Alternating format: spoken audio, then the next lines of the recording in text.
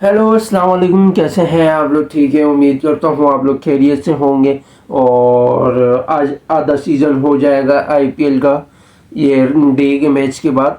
और उसके बाद 36वां मैच स्टार्ट होगा, आरआर वर्सेस आपका एलएसजी का, जो कि आपका मान सिंह सवाई स्टेडियम यानी जयपुर के अंदर, जो कि सिटी ऑफ पिंक कहलाता है, जो कि बहुत खूबसूरत शहर है। वाइल्डलेंस अबरार जो कि व्लॉगर हैं, बहुत अच्छे ट्रैवल, तो उनकी भी वीडियो जयपुर की जो मैंने देखी थी, बहुत ही प्यारा शहर है। लेकिन गर्मी वहाँ पे टाइट वाली होती है, तो उसका भी हम आपसे डिस्कशन करेंगे। और जैसा कि कोशिश करेंगे आप लोग के बस 1 लाख सब्सक्राइबर किसी तरीके से करवा दें। जितने भी देखने वाले हैं, इससे ये हो जाएगा कि भाई इस 7 महीने के अंदर इंशाल्लाह हमने टारगेट रखा हुआ है और 1 लाख सब्सक्राइबर हो जाएंगे, तो इंशाल्लाह हम डेली एक घंटे का हम एक लाइव स्ट्रीमिंग दे देंगे, जिसमें आने वाले मैच का और जो पिछले मैच का है उसका एनालिसिस साथ आपको हो जाएगा, जिसमें एक ही वीडियो में आपको सारी चीज़ें मिल जाएंगी, जिसमें सवालात भी हो जाएंगे लोगों के, क्वेश्चंस वगैरह पब्लिक के। तो आगाज़ करते हैं आरआर का।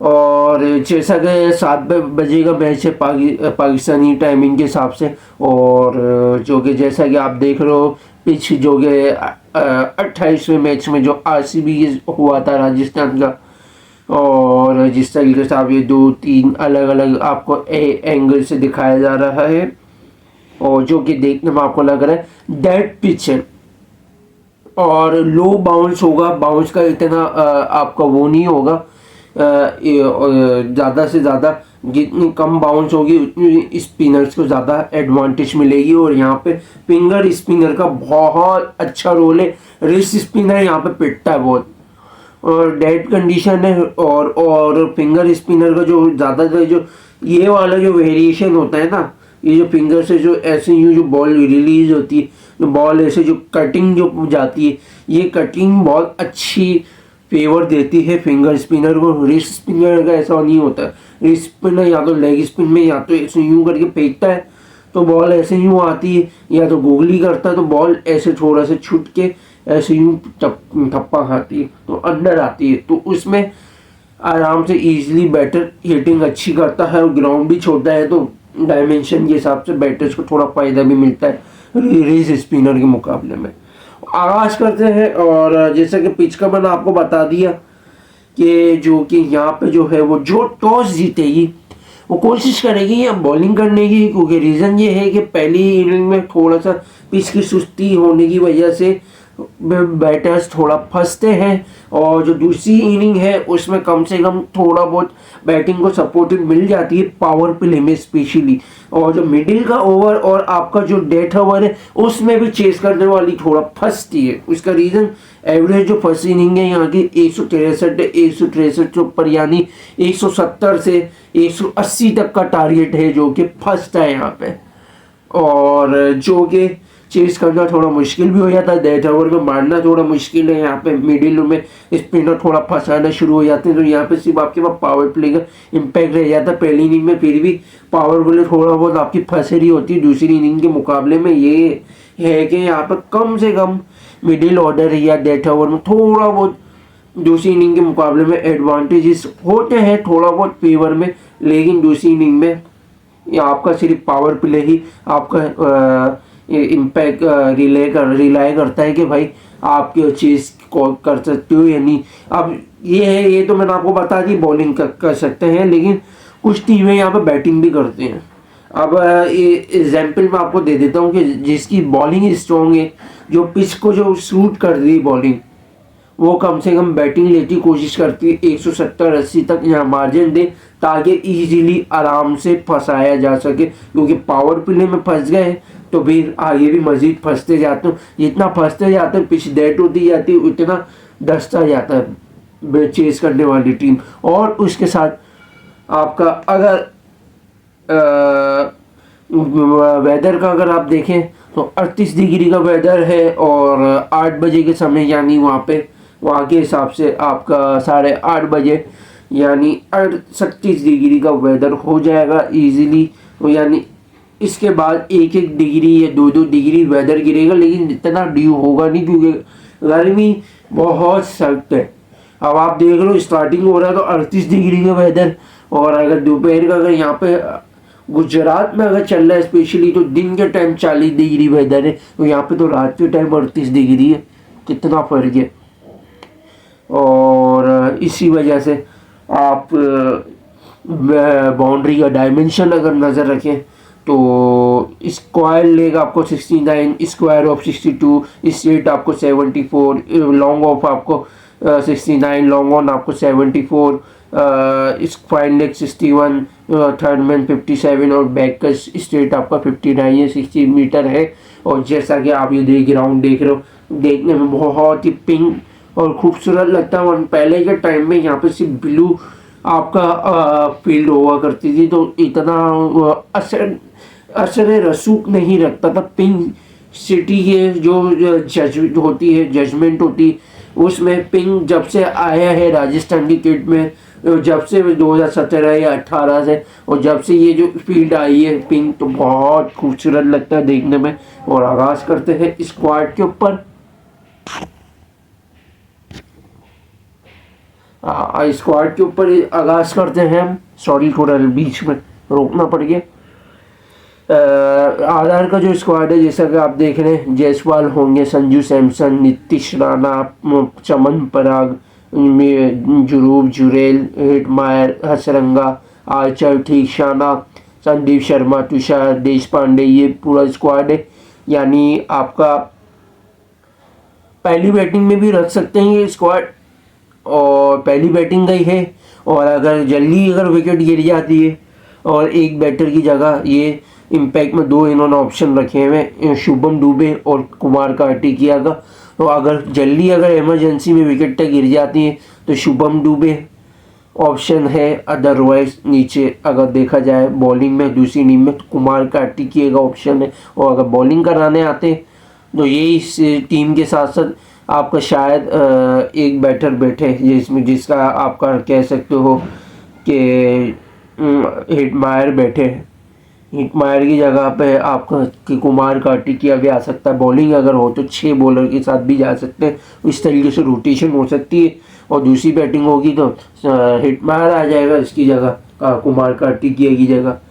तो इसी तरीके से अगर आप देखें LSG का स्क्वाड तो मार्करम है, मिचेल मार्श है, निकलस पूरन है, पंत है, आयुष बदूनी है, डेविड मिलर है, अब्दुल समद, अवेश खान, दिग्वेश राठी, रावी बिश्नोई। इम्पैक्ट में जो है वो इन्होंने आकाशदीप का ऑप्शन रखा हुआ है। अगर पहली बॉलिंग होगी तो मार्श की जगह आकाश होगा तकरीबन इनके पास, तब भी 5 बॉलिंग के ऑप्शन होंगे। और छठा पार्ट टाइम में मार्करम का एक ऑप्शन हो जाएगा। अगर बैटिंग करने आएंगे तो मार्श आएगा आकाश की जगह पे, तो दूसरी बॉलिंग में आकाश आ जाएगा मार्श की जगह। इस तरीके से रोटेशन होगी।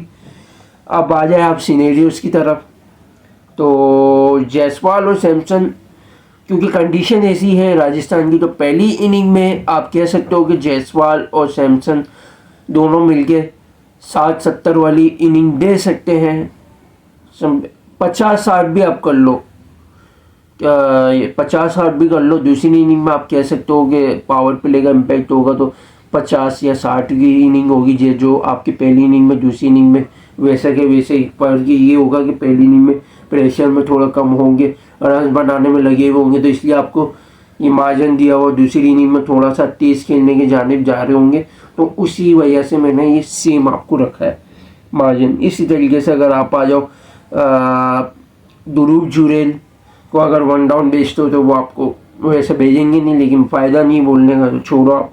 नीतीश राणा और रियान पराग, ये दोनों मिलके आपको कम से कम भी 40-50 वाली इनिंग दे सकते हैं पहली इनिंग में। दूसरी इनिंग में मुमकिन है आपको 30-40, 20-30 भी दे दें अगर मुश्किल कंडीशन हो। अगर थोड़ा अच्छा आ रहा होगा तो 40-50 भी दे सकते हैं दोनों मिलके।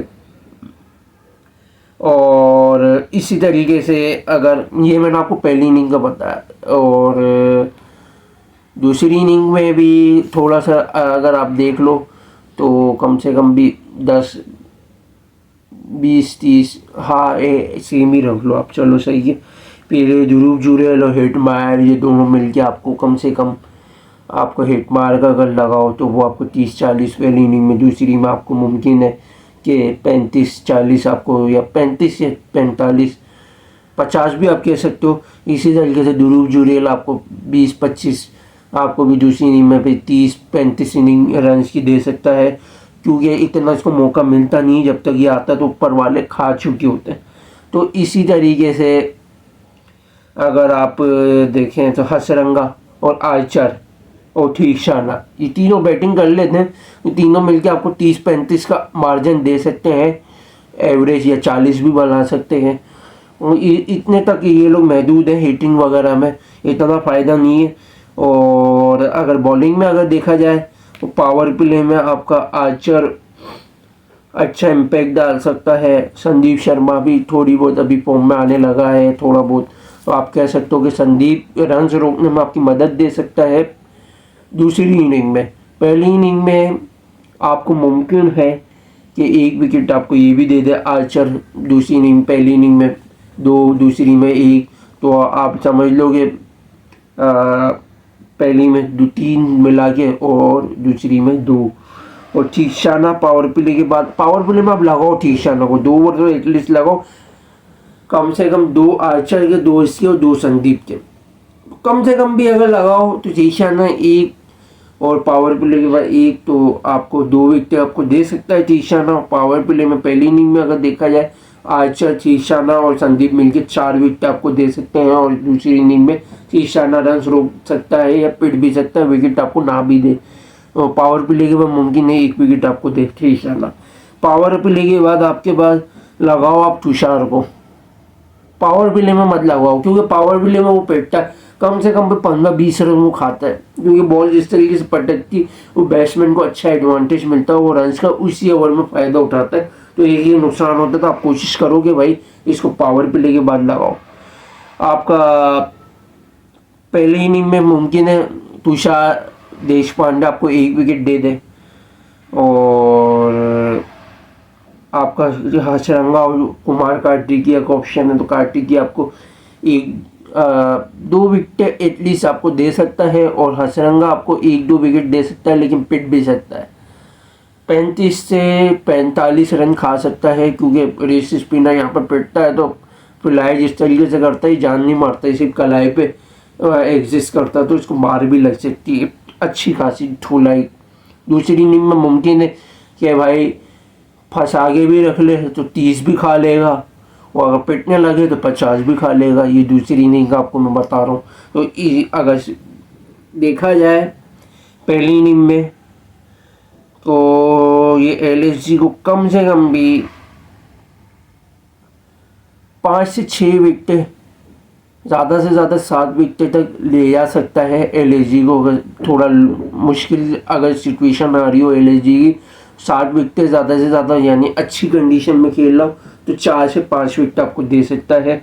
और दूसरी इनिंग में अगर आप देखा जाए तो ज़्यादा से ज़्यादा 3 विकेट आपको देगा, कम से कम, सॉरी, अगर अच्छी कंडीशन में जा रहा हो और जो चेजिंग मोड में अच्छी अगर कंडीशन। वरना अगर थोड़ा सा भी अगर कॉलेप्स या मर के अगर जीतता है तो लखनऊ आपका 4 से 5 विकेट आपको दे सकता है दूसरी इनिंग में, या ज़्यादा से ज़्यादा 4 आप एटलीस्ट रख लो। इसी तरीके से LSG के आप आ जाए सिनेरियोज पे, तो मार्कर और मार्श आपको पहली इनिंग में मिल गए 50 रन की इनिंग दे सकते हैं, दूसरी इनिंग में मुमकिन है 60 रन की इनिंग दे मिल गए। और पावर प्ले में अगर पूरन का अगर रोल आता है, पावर प्ले में मुमकिन है तो कम से कम भी 40-50 वाली इनिंग दे दे, दूसरी इनिंग में मुमकिन है 50-60 वाली इनिंग दे दे। वरना अगर पावर प्ले के बाद आता है पूरन तो 20-30, दूसरी इनिंग में आपको 30-40 की भी इनिंग दे सकता है। तो ये 2 आपको कंडीशन में बता दिए। इसी तरीके से ऋषभ पंत थोड़ा कोशिश कर रहा है, स्ट्रगल करता है ये, तो मैं आई थिंक 10-20 पे जाऊंगा पहली इनिंग, दूसरी में आप कह सकते हो 25-30 पे आप रख सकते हो मार्जिन, या 20-30 पे। आयुष बदूनी थोड़ा सा इस कंडीशन में फेवर हो सकता है, तो कंडीशन को सूट भी करती है। तो मुमकिन है पहली इनिंग में 20 से लेके 30 और दूसरी इनिंग में 30-40 भी बना दे ये 25-20 बॉलों पे। ये मैं आपको इसका पोटेंशियल बता रहा हूँ। इसी तरीके से समद और मिलर आपके पास सबसे अच्छे ऑप्शन है। समद और मिलर आपको कम से कम दे सकते हैं मिलके, जो पहली इनिंग में 50 रन दे सकते हैं बना के, दूसरी इनिंग में मुमकिन है 40-50 आपको दें। क्योंकि दूसरी इनिंग में डेथ ओवर वगैरह में थोड़ा फंस सकते हैं, तो इसलिए थोड़ा मार्जिन हम कम रखेंगे।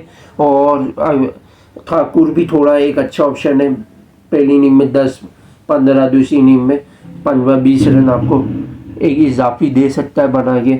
और ये तो हमारे हो गए आपके सीनरियोज के बॉलिंग में। अगर देखा जाए तो पहली इनिंग में ठाकुर और अवेश और दिग्वेश,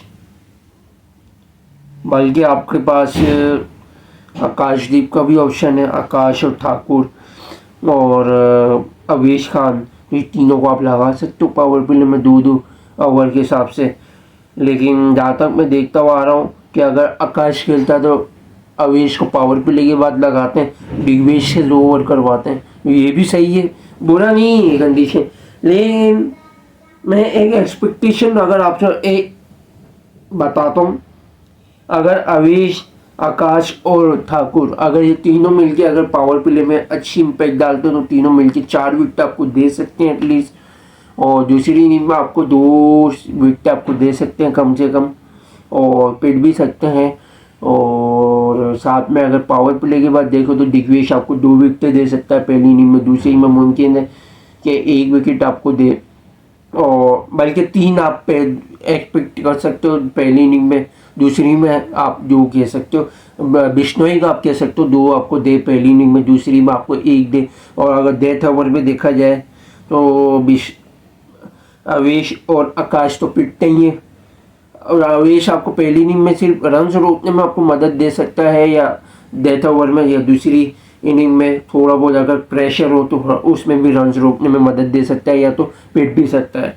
वो डेथ ओवर में सिर्फ ठाकुर एक अच्छा ऑप्शन है, पहली इनिंग में आपको मुमकिन है 1 विकेट आपको दे दे, और दूसरी इनिंग में मुमकिन है वो आपको रन रोकने में या डेथ ओवर में जहाँ ज़रूरत हो रन रोकने की वहाँ ही आपको रोक के भी दे सकता है, क्योंकि चालाक बॉलर है, हर तरफ की इसके पास वेरिएशन कुछ भी कर सकता है। तो भैया पहली इनिंग में अगर आरआर का देखा जाए तो कम से कम भी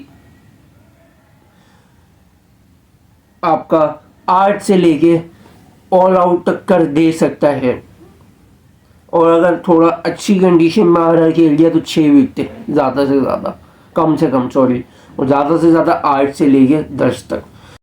भाई अब आ जाओ हमारी प्रेडिक्शन पे। तो भैया प्रेडिक्शन हमारी ये है आज की, अगर एलएसजी बॉलिंग लेती है 200 तक टारगेट पड़ता है तो आपका आरआर के 100% है, 190 तब भी आप 90% कह सकते हो आरआर के, 10% एलएसजी के, 180 20% एलएसजी के, 170 30% एलएसजी के, 160 आप कह सकते हो 45 से 40% एलएसजी के, इससे नीचे होगा एलएसजी के। 150 भी अगर लगाओ तो 60 से 70% से ज़्यादा चांसेस हो जाएंगे। मैं क्यों कम दे रहा हूँ, क्योंकि मैं आपको कंडीशन बता चुका हूँ क्या है। और अगर इसी तरीके से आरआर अगर बॉलिंग लेता है 200 अगर पड़ते हैं 100% एलएसजी के, 180 90% एलएसजी के, और 170 आप कह सकते हो 75 से 80% एलएसजी के।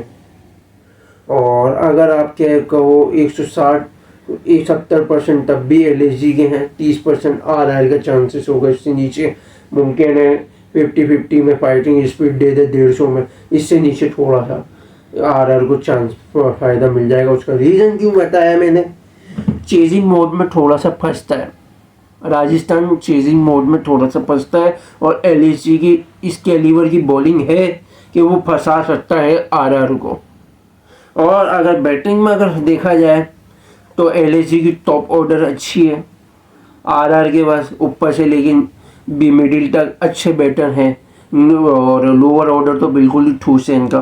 तो आप कह सकते हो एलएसजी का, और मिडिल में एलएसजी के मिडिल थोड़ा सा आप कम कह सकते हो, लोअर ऑर्डर आप कह सकते हो अच्छा है थोड़ा बहुत समद और मिलर की सूरत में, तो आपको कम से कम थोड़े से रन्स आ सकते हैं, बन सकते हैं। और बैटिंग वाइज अगर देखा जाए तो एलएसजी और आरआर की बैटिंग बिल्कुल बराबर है, और अगर बॉलिंग अगर देखा जाए तो एलएसजी का थोड़ा सा मार्जिन ज़्यादा होगा, तो 2 नंबर एलएसजी के, एक आपका आरआर का। आरआर को दूसरा नंबर इसलिए वो दे रहा हूँ कि होम कंडीशन है, दोनों को मिला के 2-2 पॉइंट के साथ हम 50-50 का मार्जिन निकल रहा है, लेकिन हम फिर भी फाइनल आपको प्रिडिक्शन देंगे तो 60% में जा रहा हूँ एलएसजी के साथ। और उसका रीज़न ये है कि टॉप ऑर्डर की बैटिंग है, टॉप ऑर्डर चल गया तो आरआर का तो सत्यानाश हो जाएगा, वरना अदरवाइज कंडीशन वाइज आरआर ने रोक लिया तो तब भी आप 50-50 कह सकते हो। तो यही थी प्रिडिक्शन हमारी। और रियान पराग को मैं यही बोलूँगा, चमन पराग को, भाई थोड़ी सी बदमाशी कम कर, फनकारियाँ थोड़ी सी कम कर, तू साले जटिल तेरे चक्कर में इस सीज़न 5 मैच तुम हारे हो, जानती हो, 2 मैच जीतो, तुम्हारी बदमाशी चल रही है फुल एंड ऑन। 1 डाउन तुम जुरेल को भेजना नहीं है, 2 डाउन तुम्हें खुद को आना नहीं है, 1 डाउन की तुम्हारे को लालच है, पावर पे ले अलावा तुम कुछ कर नहीं रहे, डेथ ओवर में तुम्हारी ज़रूरत होती तुम वहाँ मौजूद नहीं होते, हिटमायर के ऊपर सारा बर्डन डाला हुआ, वो अकेला कुछ करे या ना करे, राना को तुम ऊपर खेला लेते हो, वो जल्दी आउट हो जाता है, तो नीचे मेरे राना के साथ भी कोई हिटमेयर के साथ कोई कंट्रीब्यूशन के लिए राना टाइप का कोई बैटर भी नहीं होता। ध्रुव जुरेल पे सारी बल्ली आई जाती, वो भाई इस तरीके से हिटिंग थोड़ी देगा, वो टॉप या मिडिल में खेलने वाला बल्लेबाज है, तो आप उसको ऊपर खेलो, थोड़ी सी फनकारी कम कर ले और बॉलिंग को थोड़ा सा अच्छा मैनेज करना सीख ले, बाउंड्री के थोड़ा बाहर का अंदर आ गया ना सर्किल में आ जा तू, वरना संजू मंजू ने जो पिछले साल टॉप 4 में पहुंचाया था, तेरे कप्तानी में मुझे और चांसेस कम लग रहे। 2 मैच तूने जीता, ऐसा तेरा दिमाग आसमान पे गया हुआ था कि भाई तूने पूरी आईपीएल जीती ली। आईपीएल अगर तू जितवा देता ना, मैं मान जाऊंगा तुझे कि भाई शेन वॉर्न के बाद इतने साल 19 सीजन निकलने के बाद अब जाकर तूने जितवाया, तो मैं मान जाता तेरे को। तो बस यहीं तक आप जुड़े रहिएगा, लाइक और शेयर और सब्सक्राइब जरूर करिएगा, बेल आइकन को जरूर क्लिक कीजिएगा, और थैंक्स फॉर वॉचिंग वीडियो। अल्लाह हाफिज़।